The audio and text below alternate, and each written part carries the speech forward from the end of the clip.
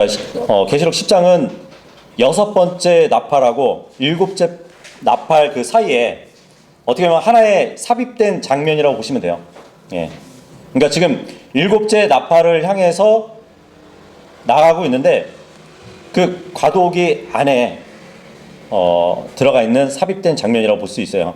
그래서 7째 나팔은 이제 11장 15절에 가서 이제 울릴 거거든요. 근데 이 10장의 광경은 힘센 한 천사와 작은 책, 그거에 대한 환상을 보여주고 있어요. 그러니까 작은 책을 하나 든 천사가 하늘을 향해서 손을 딱 들어 올리고 창조주 하나님 앞에 이제 지체하지 않을 것이라는 그러한 맹세를 하는 장면이 나옵니다. 1절 다 같이 읽어보도록 하겠습니다. 1절 시작. 그리고 하늘로부터 내려오고 구름 하나로 옷 입혀진 또 다른 힘센 천사를 내가 보았노라. 그런즉 무지개 하나가 그의 머리 위에 있었고 그의 얼굴은 태양 같았으며 그의 두 발은 불기둥들이 같았더라. 예. 이제 6번째 나팔이 울린 후에 큰 살육의 환상이 있었던 것을 우리가 지난번에 봤어요. 그리고 나서 요한은 또 다른 특이한 광경을 보게 됩니다. 그것은 바로 힘센 한 천사가 하늘에서부터 내려오는 모습이었어요. 그러니까 그 모양을 보니까 구름을 입고 머리에는 무지개가 있고 얼굴은 해 같고 그리고 그 발을 보니까 불기둥 같대요. 손에는 펴놓인 하나의 작은 책을 들고 있다고 합니다. 예. 그래서 어떤 분들은 이 힘센 천사를 미가엘이나 또 가브리엘 등 그러한 천사로 보기도 해요. 예. 그런데 지금 하늘로부터 내려오는 한 천사거든요. 그죠? 우리는 이제 휴거의 소망을 갖고 사는 사람들이잖아요. 우리가 휴거 되기 바로 직전에 예수님은 공중에까지 내려오실 거예요. 어디로 내려오시냐면 하늘로부터 내려오실 겁니다. 그죠? 데살로니가전서 4장 17절에 그렇게 기록이 되어 있죠.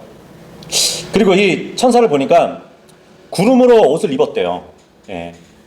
우리가 출애굽기를 지금 공부하고 있지만 하나님이 이스라엘 백성 앞에 나타날 때 보니까 짙은 구름으로 이렇게 자신을 덮고 나타나는 그 모습을 우리가 봤죠. 그죠? 그리고 머리에는 무지개가 있다고 합니다. 예. 구름과 무지개는 창세기 9장에 가서 보면은 노아의 홍수 사건 이후에 하나님이 다시는 물로 세상을 심판하지 않을 것이라는 그 언약을 하셨을 때 보여주신 거잖아요. 그죠? 예. 그 약속의 표적으로 무지개를 보여주셨단 말이에요.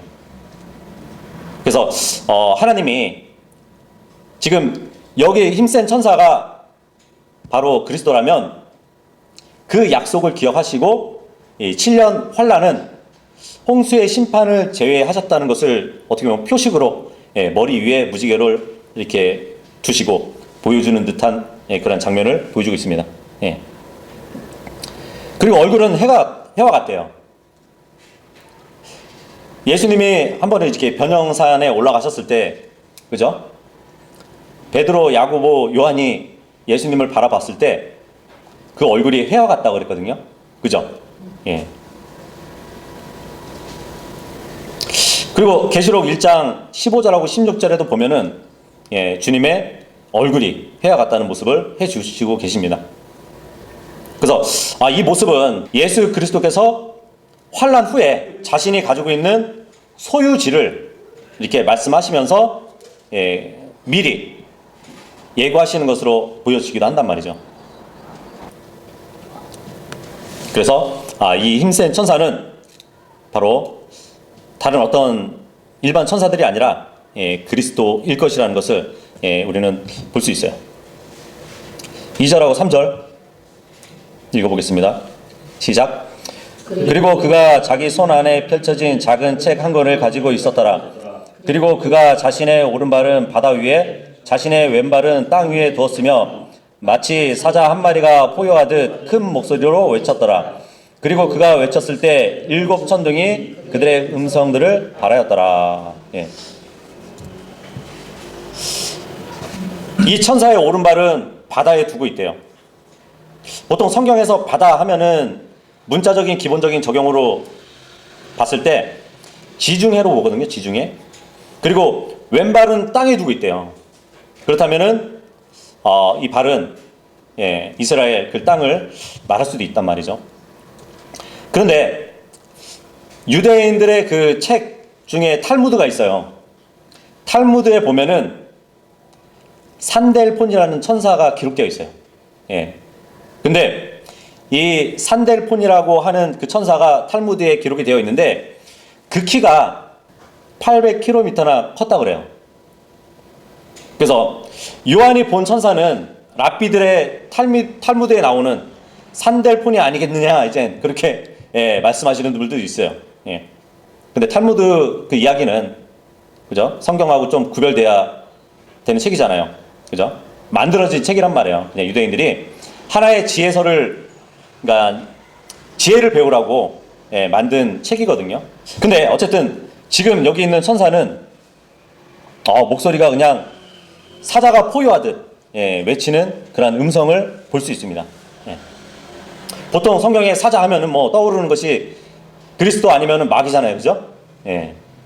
그런데 포효하는 사자 하면은 그리스도를 가르쳐요. 그래서 아모스서 3장 8절에 보면은 이렇게 말씀합니다. 사자가 포효하였는데 누가 두려워하지 아니하겠느냐? 주 하나님이 말하였는데 누가 예언하지 아니하겠느냐? 자, 그렇다면 주 하나님의 음성은 사자가 포효하는 그러한 음성이라는 것이잖아요. 그죠? 지금 천사도 사자가 포효하는 듯한 목소리로 외치고 있단 말이죠. 그러니까 그리스도라고 보이시는 겁니다. 그리고 에레미야서 25장 30절에도 보면 그러므로 너는 그들을 대적하여 이 모든 말들을 예언하고 그들에게 이같이 말하라. 주가 높은 곳에서 포효하고 포효한다는 말을 하죠. 그의 거룩한 거처에서 그의 목소리를 발하시는도다.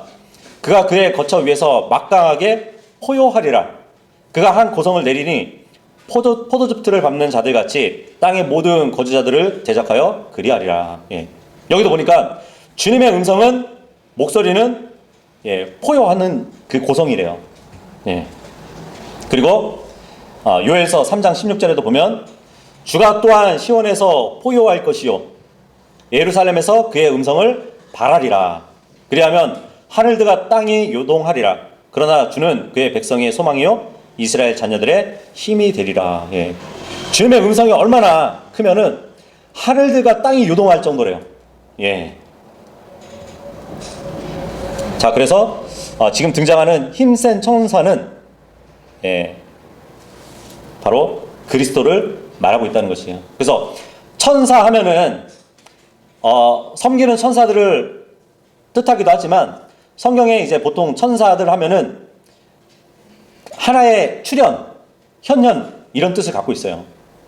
그러니까 힘센 천사가 나왔다 하면은 힘센 누군가의 출현이 나왔다는 얘기예요.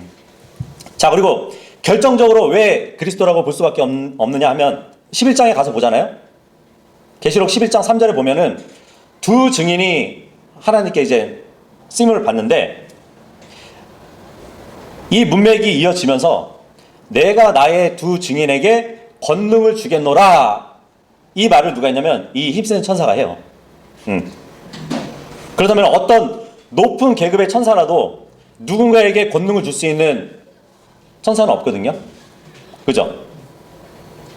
그래서 두 증인에게 권능을 주실 수 있는 천사라면 그 표현을 쓸 수 있는 그리스도밖에 없는 것이에요.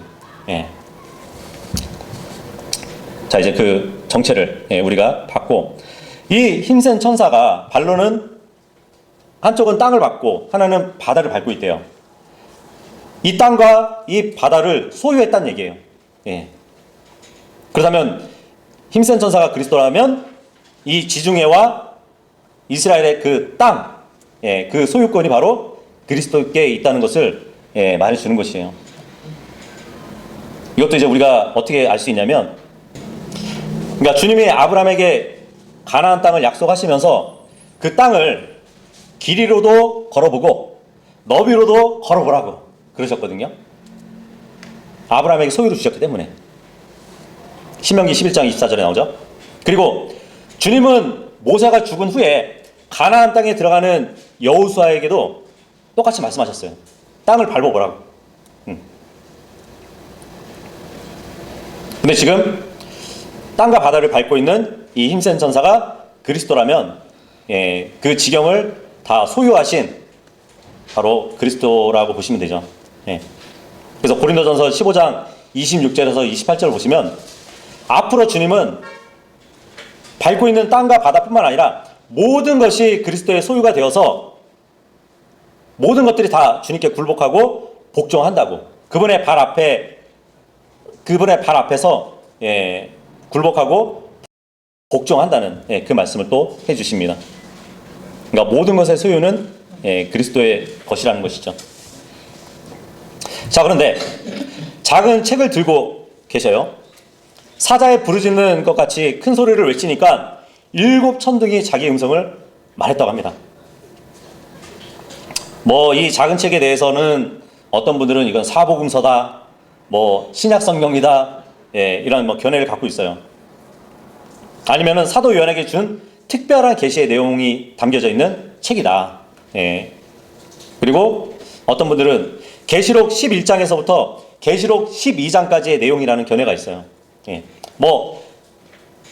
다니엘에게 이렇게 주님이 예언을 주실 때 잠시 봉해 놓으라는 책이 있었죠. 아마 그 책일 것이다 이렇게 보시는 분들도 있습니다.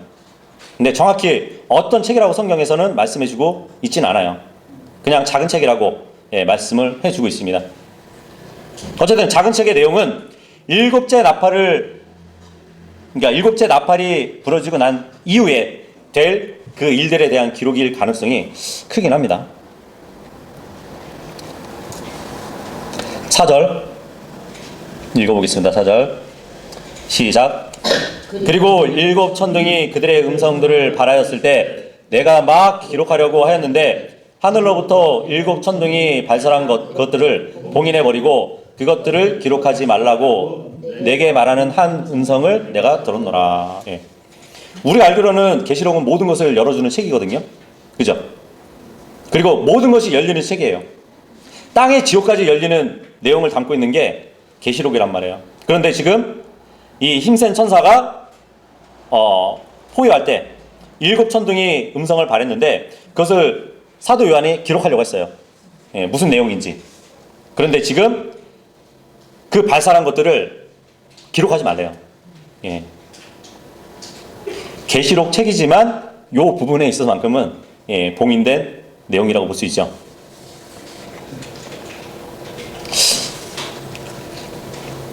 그러니까 이것을 보아도 요한이 기록한 이 계시는 요한이 보았던 모든 환상들을 기록한 것은 아니라고 볼 수 있어요. 그죠? 요한이 보았던 것은 이제 장래일에 대한 환상도 있지만 그 환상의 모든 부분도 아닐 수 있다는 것을 추측할 수 있습니다. 어쨌든 우리는 장래일에 대해서 하나님께서 기록하셔가지고 우리에게 알려주신 것만 장래일에 대비할 수 있는 것이에요. 그러니까 계시록은 모든 환상을 다 담았다는 것은 아니에요. 모든 것을 들었다고 해서 담아내진 않았습니다. 지금 사도 요한에게 기록하지 말라는 부분도 있다는 것이죠. 하나님의 계시의 한계를 넘어서 그 부분에 대해서는 정말 우리가 집착해서는 안 되는 거고 옳지 못한 태도예요. 흔히 이단들을 보면은 이러한 유혹을 이기지 못해요. 그러니까 주님은 성경 안에 요만큼만 역사하시는 분이 아니다 이렇게 성경을 작게 보거든요. 그렇지 않죠. 우리는 이 작은 성경의 안으로 들어가면 정말 영원한 공간을 누빌 수 있는 그런 기록이잖아요. 그죠? 그래서 이제 이단들은 주님은 계시를 요 정도에 이렇게 담아놓지 않으신다고 하면서 오히려 더 그것을 뛰어넘는 잘못된 계시의 길로 간다는 것이죠. 잘못된 계시죠.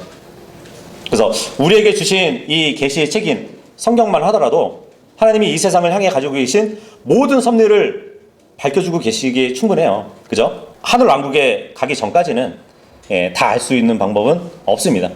그때 가서야 정말 지식이 바다와 같이 더 많아질 거예요. 5절에서 7절 읽어보겠습니다. 시작. 그러자 바다 위와 땅 위에 서 있는 것을 내가 보았던 그 천사가 하늘로 자기 손을 들어 올렸고 하늘과 그 안에 있는 것들과 땅과 그 안에 있는 것들과 바다와 그 안에 있는 것들을 창조하신 영원 무궁토록 살아계시는 분을 두고 맹세하기를 더 이상 시간이 없으리라 하였더라.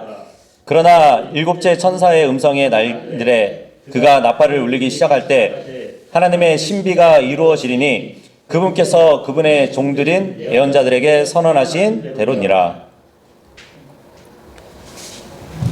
지금 요한이 본 힘센 천사가 바다와 땅을 밟고 있으면서 하늘을 향해 오른손을 들고 맹세하는 부분을 볼 수 있어요. 근데 이 장면이 사실 다니엘서 12장에 나온 그 배경을 계시록에서 다시 기록하는 모습이에요. 다니엘서 12장 5절 한번 보도록 할게요. 5절부터 제가 읽어볼게요. 다니엘서 12장 5절부터 그때 나 다니엘이 바라보았더니 보라 다른 두 사람이 섰는데 하나는 강둑 이편에 서고 하나는 강둑 저편에 섰더라. 그리고 하나가 아마포 옷이 입혀진 채 강물들 위에 있었던 사람에게 말하기를 이러한 이적들의 종결까지는 얼마나 걸리겠는가 하였더라. 그러자 아마포 옷이 입혀진 채 강물들 위에 있던 사람의 말을 내가 들었으니 그가 자기 오른손과 자기 왼손을 하늘로 들고 영원토록 살아계신 분을 두고 맹세하기를 지금 계시록 그 내용과 같죠? 그것은 한 때와 두 때와 반 때가 걸리리라. 그리고 그분께서 거룩한 백성의 권세를 흩으시는 일을 거행하실 때 이 모든 것들이 완료되리라 하였을 때라. 지금 다니엘서 보니까 강 양쪽가에 서 있는 사람들 중에 하나를 얘기해 주고 있어요. 아마포 옷을 입은 자. 그러니까 그리스도께 이 일이 어느 때까지 있을 것인지 물어보는 장면이에요. 사도 요한이 힘센 천사를 앞에 보듯이 다니엘도 아마포 옷을 입은 한 사람 앞에 지금 있는 것이거든요. 예수님은 인자라 부르셨죠. 그죠? 사람이신 그리스도로서 중재자였다고 성경은 말씀하고 있습니다. 근데 주의 천사로 나타나셔가지고 이전에는 다니엘 때에 종말이 어느 때인지 말씀해 주셨어요. 그때가 언제냐면 다니엘서 12장 7절에 보니까 한 때와 두 때와 반 때 3년 반의 시간에 걸쳐서 그 종말의 때가 완료된다고 예언을 하셨단 말이에요. 그죠? 근데 그때 나타난 주의 천사가 이제는 요한에게 나타나셔가지고 이번에는 똑같이 한 때와 두 때와 반 때다 이렇게 말씀하지 않으셔요. 더 이상 시간이 없으리라 그래요. 그죠? 그렇다면 지금 요한이 바라보는 시점은 환란 끝 지점으로 볼 수 있습니다.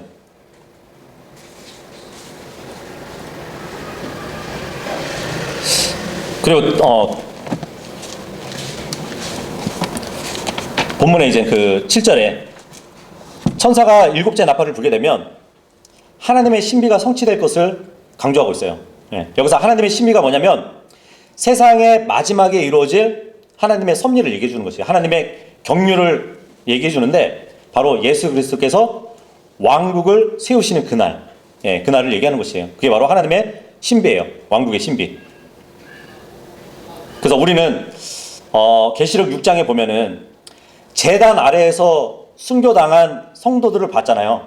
그 성도들이 하나님께 우리 피의 복수를 언제 해주실 거냐고, 언제까지 기다려야 되냐고, 그런 내용이 있었잖아요.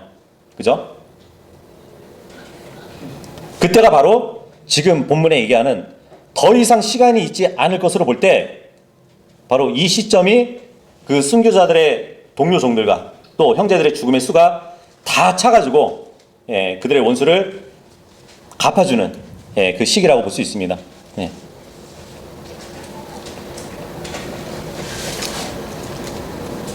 근데 이제 어떤 분들은 문제를 제기해요. 이 본문을 가지고. 만약에 이 힘센 천사가 그리스도라면 그리스도도 하나님이신데 왜 맹세를 하냐고. 그죠? 히브리서 6장 16절에 보면은 어떤 말씀이 있죠? 맹세는 더 큰 자를 두고 맹세를 하는 거라고 그러잖아요. 그러니까 더 큰 자를 두고 맹세하는 것이 성경의 원칙이란 말이에요. 하나님과 예수 그리스도는 동등하신 분이에요. 그죠? 근데 왜 맹세를 해야 되냐? 말이 맞지 않잖냐고.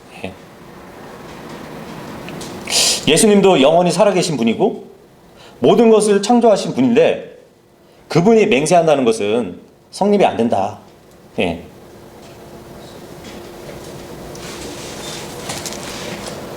자, 그런데 잘 생각해 보세요. 예수님은 공생의 때에도 아버지와 아들의 관계로, 그죠? 자신의 구속사역을 이루셨잖아요. 예수님은 죽음에서 부활하시고 나서도 아버지 하나님보다는 어떻게 보면 동등하시지만 위치에 있어서는 좀 같은 동등하게 여기시지 않으셨어요. 왠지 아세요? 내가 죽어서 부활하고 나서 하나님 우편에 있을 거라고 그러잖아요. 그때 뭐라고 강조하냐면 자신을 인자라고 얘기를 해요. 인자가 하나님의 오른편에 있을 거라고 그 말을 한단 말이에요. 부활하시고 나서도 주님은 여전히 육체를 입고 계실 거예요. 물론 영광스러운 육체를 갖고 계실 거란 말이에요. 예. 그렇기 때문에 아버지와 아들의 관계를 여전히 유지할 것이란 말이에요. 그러니까 맹세할 수 있는 것이에요. 예. 그죠? 계시록에서 보면은 계시록 1장에 보면은 예수님은 자신이 아버지의 창조를 함께 하신 분으로 말씀을 하십니다. 물론 그리스도도 하나님이시지만 내가 나의 창조를 한다 이렇게 말씀하지 않으시고, 그러니까 하나님의 창조를 하신 분이라고 이렇게 묘사를 한단 말이죠. 그래서 그 관계를 우리가 이해한다면 예수 그리스도가 맹세도 할 수 있는 것이에요. 자, 그리고 이제 어떤 분들이 이제 그런 말도 합니다. 여기서 힘센 천사, 이게 왜 그리스도가 아니냐면 계시록 5장에 보면은 누가 이 복인된 책을 열기에 합당한가 하던 천사가 한 힘센 천사예요. 예. 근데 어린 양 앞에 있었단 말이에요. 그리고 계시록 18장에 가면은 또 힘센 천사가 하나 나오거든요. 그렇기 때문에 요 힘센 천사는 계시록 5장과 계시록 18장에 나오는 힘센 천사와 똑같은 동료 아니냐 그렇게 생각하거든요. 그런데 이게 참 단어를 우리가 잘 봐야 돼요. 계시록 5장에 보면은 한 힘센 천사가 나와요. 계시록 18장에도 힘센 천사 하나가 나와요. 그런데 지금 본문에 보니까 힘센 다른 천사, 이거를 잘 보셔야 돼요. 다른 천사를 얘기하는 것이에요. 다시 말하면 계시록 5장에서 18장에서 나오는 그 천사와 다른 천사를 얘기한단 말이에요. 근데 이와 같은 경우가 또 언제 나오냐면 그 요한복음에 보잖아요. 사도 요한이 요한복음을 기록했는데 요한복음에서는 자신의 이름이 등장하지 않아요. 어떻게 등장하는지 아세요? 다른 제자로 기록이 됩니다. 요한복음에 보면은 기록자 사도 요한을 직접 기록하지 않고 다른 제자라고 5번 언급이 돼요. 그런데 그 중에 딱 한 번 또 다른 제자라는 말이 나와요. 사도 요한이 아닌 다른 제자를 가리켜서 또 다른 제자라고 기록을 하거든요. 그렇게 구분이 되는 것이에요. 그렇기 때문에 본문의 작은 책을 들고 있는 이 천사는 그리스도라는 것을 한 번 더 우리가 확인해 볼 수 있습니다. 힘센 천사의 얼굴은 해와 같다고 그랬잖아요. 지금 본문에 보니까. 그래서 그 시편 19편 5절에 보면은 이런 말씀이 있어요. 태양은 그의 침실에서 나오고 있는 한 명의 신랑 같고 한 경주에서 달리는 한 명의 강한 남자같이 크게 기뻐하나이다. 예. 주님은 태양 같으신 분이고 강한 남자예요. 예. 지금 여기 힘센 천사는 해와 같은 얼굴을 갖고 있단 말이죠. 그리고 역대기상 12장 8절에 보잖아요. 힘센 자를 가리켜가지고 싸움에 능한 전사라고 기록이 되어 있습니다. 예. 하나님의 이름 중에 하나가 뭔지 아세요? 전사예요, 전사. 예.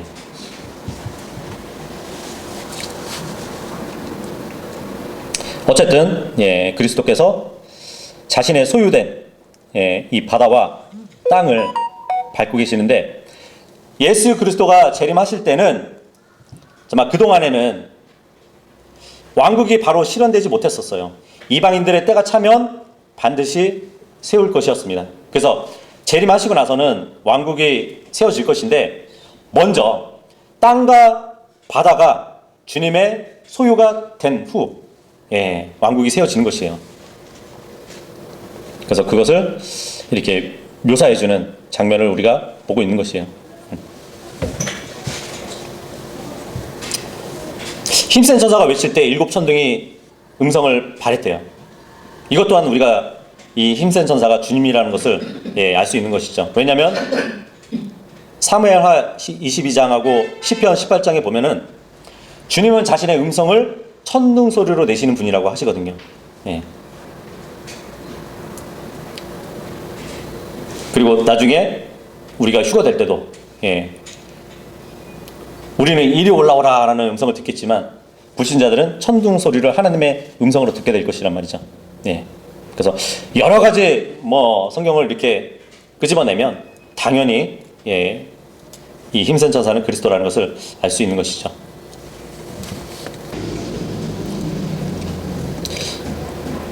8절에서 10절까지 읽어보겠습니다. 8절에서 10절 시작. 그리고 내가 하늘로부터 나에게 다시 이야기하시는 음성을 들었는데 말하기를, 가서 바다 위와 땅 위에 서 있는 그 천사의 손 안에 펼쳐진 작은 책을 취하라 하였더라. 그리하여 내가 그 천사에게 가서 그에게 말하기를, 제게 그 작은 책을 주소서 하였더라. 그러자 그가 내게 말하기를, 그것을 취하고 그것을 먹어 치우라. 그리하면 그것은 너의 배를 쓰라리게 만들 것이나 그것이 너희 입안에서는 꿀처럼 달리라 하셨더라. 그리하여 내가 그 천사의 손에서 그 작은 책을 취하여 그것을 다 먹어버렸도다. 그러자 그것이 내 입안에서는 꿀처럼 달았으나 내가 그것을 먹자마자 내 배는 쓰라렸더라.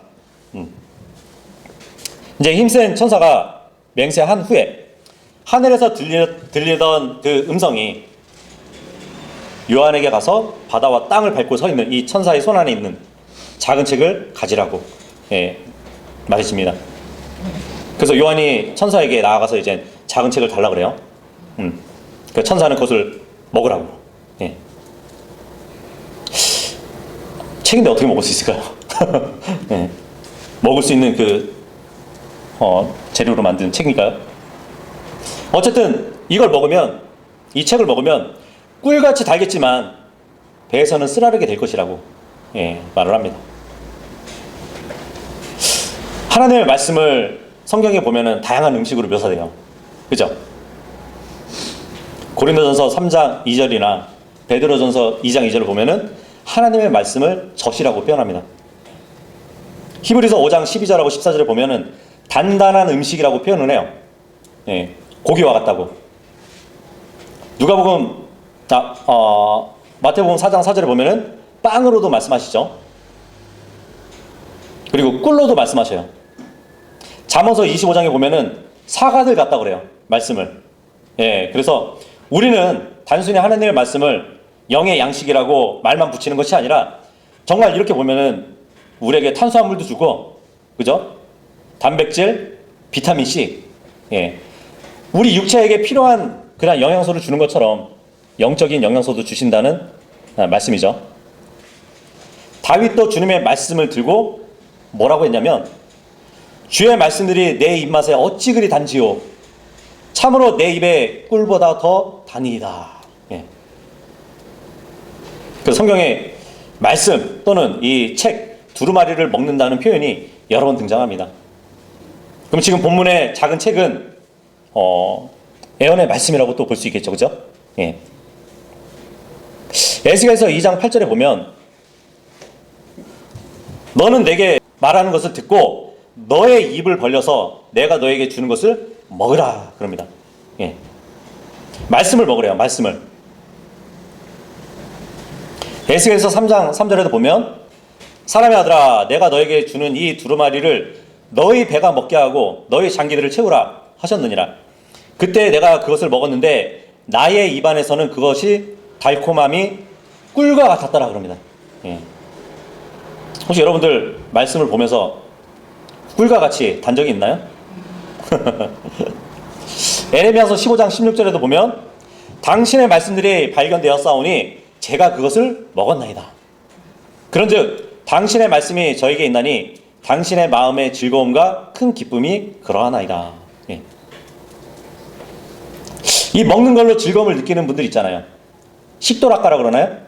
그죠?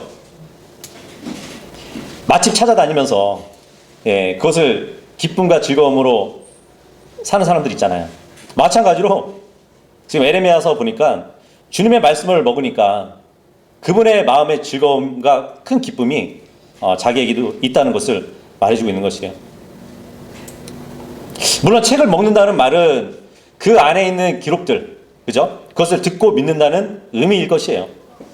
지금 요한은 책의 기록을 마음으로 믿었습니다. 그죠? 이것은 하나님의 말씀을 받을 때 영적인 기쁜 맛을 누리게 된다는 어떻게 보면 1차적인 의미를 담고 있는 것이에요. 그래서 예수님도 사람이 빵으로만 살 것이 아니요 오직 하나님의 입에서 나오는 모든 말씀으로 살 것이라고 예, 그렇게 말씀을 하셨죠. 그죠? 욥은 욥기서 23장 12절에 나에게 필요한 음식보다 그분의 입의 말씀들을 더 귀하게 여겼도다 라는 고백을 또 합니다. 예. 우리 육신의 음식, 영의 음식이 있지만 육신의 음식보다는 영의 음식을 더 귀하게 여겼다는 것이에요. 네. 그래서 우리도 말씀을 보고 듣고 예, 그 말씀을 믿는 것이 이 말씀을 먹는 것이에요. 영적 양식으로 삼는 거란 말이에요. 그래서 하나님의 말씀을 받는 것, 이것은 정말 달고도 기쁜 체험입니다. 그죠? 근데 여기 보니까 배에서는 쓰라림이 있대요. 모르겠어요. 이거는 뭐 대언자가 말씀을 섭취한 후에 그대로 애언을 하려면 고난이 따르기 때문에 예, 그렇게 쓰라린다는 표현을 했는지 모르겠어요. 말씀을 듣기는 쉬워요. 그죠? 근데 그것을 지키는 일은 고통이 따른다는 것을 말하는 것처럼 보여주고 있습니다. 그래서 요한에게 있어서는 그 애언을 전하는 일에 따르는 고통을 의미하는 것을 예, 배에서는 쓰라리다고 예, 표현한 것 같아요. 어쨌든 하나님의 말씀을 먹고 소화를 시킨 사람은 예, 자신의 혼에 필요한 영양분을 예, 공급받을 수 있는 것이에요. 그죠? 이 본문은 우리에게도 영적으로 충분히 적용할 수 있는 말씀이에요.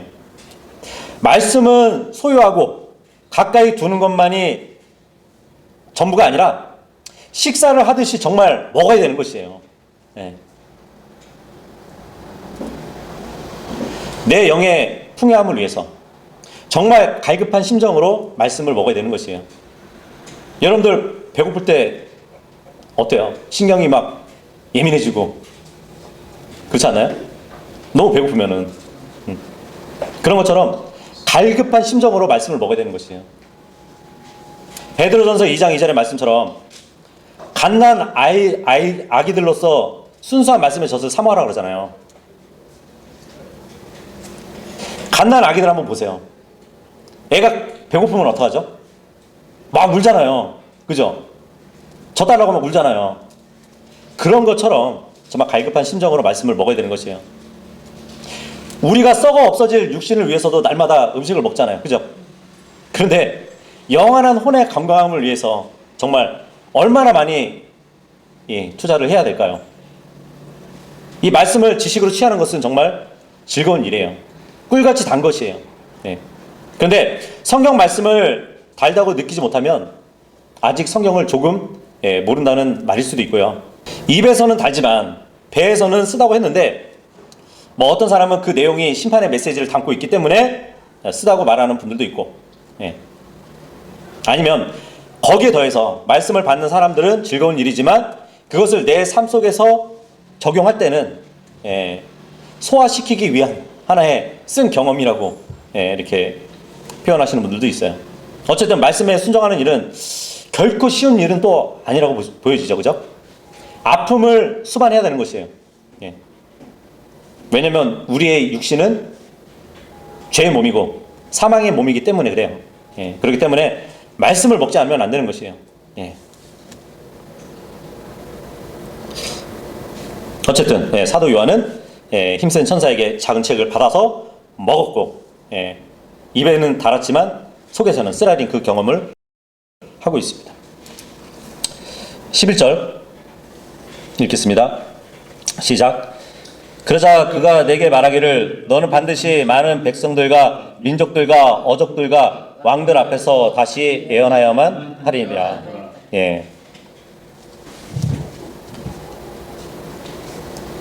지금 이제 사도 요한이 말씀을 먹고 이제 말씀 전파의 임무를 받았다고 볼 수 있죠.